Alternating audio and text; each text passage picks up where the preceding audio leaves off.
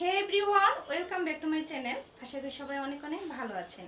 প্রতিদিনের মতো আজকেও কিন্তু একটি ইউনিক রেসিপি আপনাদের সামনে উপস্থাপন করব। আর হ্যাঁ, রেসিপি দেখে যদি আপনারা কমেন্ট করেন তাহলে কিন্তু আমার পরবর্তী ভিডিওগুলো আরও ভালো ভালো তৈরি করার জন্য উৎসাহ হয়। তো অবশ্যই কিন্তু কমেন্ট বক্সে জানাবেন। চ্যানেলটি যদি সাবস্ক্রাইব করা না থাকে অবশ্যই কিন্তু সাবস্ক্রাইব করে রাখবেন। চলুন মূল রেসিপিতে চলে যাই। প্রথম যেদিন ফুলকপি বাজারে এসেছিল তখন আমি এই ফুলকপির দাম শুনে মনে হয় আকাশ থেকে পড়েছি।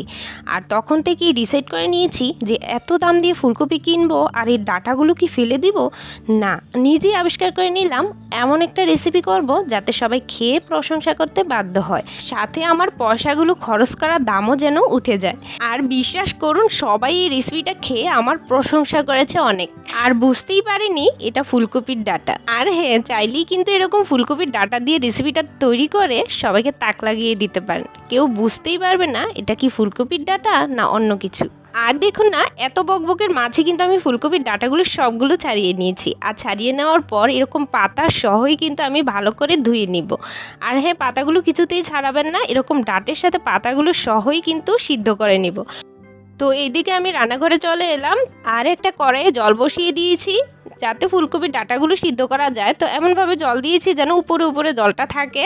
তো আমি সবগুলো ফুলকপির ডাঁটা দিয়ে দিলাম। আর এইদিকে দেখুন না, কিছুটা সিম রান্না করার পর এই সিমগুলো বাকি রয়ে গিয়েছিল। তো এগুলো ভাবছি কি করব, আবার রেখে দিলেও কিন্তু নষ্ট হয়ে যাবে, তার জন্য আমি ভাবছি এর সাথেই দিয়ে এগুলোকে রান্না করে দিব।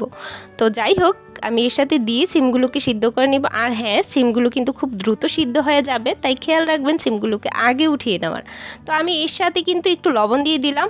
তো লবণ দেওয়ার ফলে কিন্তু খুব দ্রুত সিদ্ধ হবে, তবে 90%-এর মতো সিদ্ধ করলেই কিন্তু এনাফ। তো আমি ঢেকে ঠিক 10 থেকে 15 মিনিট সময় লেগেছে আমার এগুলো সিদ্ধ করতে।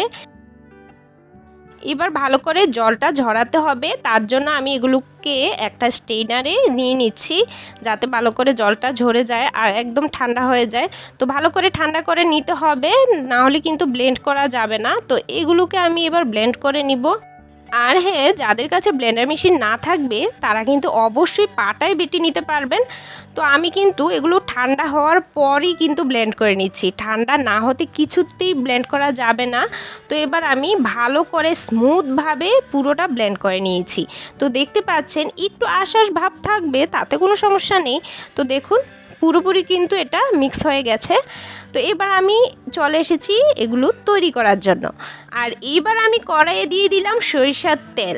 সরিষার তেলের ক্ষেত্রে চেষ্টা করবেন সরিষার তেলটা যাতে ধোয়া ওটা গরম হয় ভালো করে, তারপর কিন্তু সবগুলো রেসিপি করার চেষ্টা করবেন।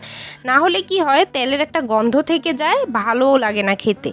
এবার ফোড়ন হিসেবে এখানে একটা শুকনো মরিচ আর কিছুটা কালো জিরে দিয়ে তারপর যখন একটা সুন্দর ফ্লেভার নাকে আসবে সে পর্যায়ে এখানে কিছুটা রসুন কুচি দিয়ে দিয়েছি। আর রসুনটা যখন একটু ভাজা হয়ে আসবে তখন এখানে আমি দুটো মিডিয়াম সাইজের বড় পেঁয়াজকে কুচি করে নিয়েছি, তো সেটা দিয়ে দিলাম। সাথে কিছুটা কাঁচামরিচ কুচি দিয়ে ভালো করে নেড়ে চেড়ে কিছুক্ষণ ভেজে নিব। আর হ্যাঁ, আমার কাছে কেন জানি না পেঁয়াজটা একটু ভালো করে ভাজা না হলে এর একটা কাঁচা গন্ধ থেকে গেলে আমার একটু খেতে ভালো লাগে না। তো এরকম কার কার অভ্যাস আছে অবশ্যই কিন্তু জানাবেন। তো এরই মাঝে পেঁয়াজটা খুব সুন্দর করে ভাজা হয়ে গেল। এবার যে ফুলকপির ডাঁটাটা ব্লেন্ড করে রেখেছিলাম সেটা আমি এর মধ্যে পুরোটা দিয়ে একটু ভালো করে নেড়ে চেড়ে মিক্স করে নিলাম। তো এর মধ্যে আমি কিছুটা দিয়ে দিলাম চিনি, সাথে স্বাদ মতো দিয়ে দিলাম লবণ 1 চামচ, আর 1 চামচ হলুদের গুঁড়ো দিয়ে দিলাম, 1 চামচ দিয়ে দিলাম ধনিয়ার গুঁড়ো। তো এবার আমি ভালো করে নেড়ে চেড়ে মিক্স করে নিচ্ছি মশলাগুলো। তো এই যে জলজলে একটা ভাব থাকে না, সেই জলজলে ভাবটা যতক্ষণ না পর্যন্ত যাচ্ছে ততক্ষণ পর্যন্ত কিন্তু আমি এটা ভেজে নিব। আর এতে কিন্তু ফ্লেভারটা খুব ভালো আসে, সেটা রান্না করলে বুঝতে পারবেন। এবার মিডিয়াম সাইজের একটা টমেটোকে খুব কুচি করে কেটে তারপর এর সাথে মিক্স করে দিলাম। তো নাড়তে নাড়তে কিন্তু টমেটোটা একদম গলে যাবে। আর ভাজার শেষের দিকে আমি এখানে হাফ কাপের থেকে একটু কম হবে সরিষা বাটা দিয়েছি, এটা সাদা সরিষা বাটা। তো এটা দিয়ে কিন্তু বেশিক্ষণ ভাজা যাবে না, না হলে কিন্তু একটু তিতকুটে ভাব লাগবে। তো অবশ্যই সরিষাটা শেষের দিকে দেওয়ার চেষ্টা করবেন। তো এটা দিলে না ফ্লেভারটা আরও বেশি ভালো আসে। আর নাড়তে নাড়তে কিন্তু ভালো করে জলটা টেনে তারপর কিন্তু একটু ভাজা ভাজা হয়ে গেছে। তো শেষের দিকে আমি যে ধনেপাতা কুচি ছাড়া কোনো কিছুই আমি কল্পনা করতে পারি না, সেটা আমি আগেও অনেক রেসিপিতে বলেছি। যারা আমার রেসিপিগুলো ফলো করেন অবশ্যই কিন্তু জানেন।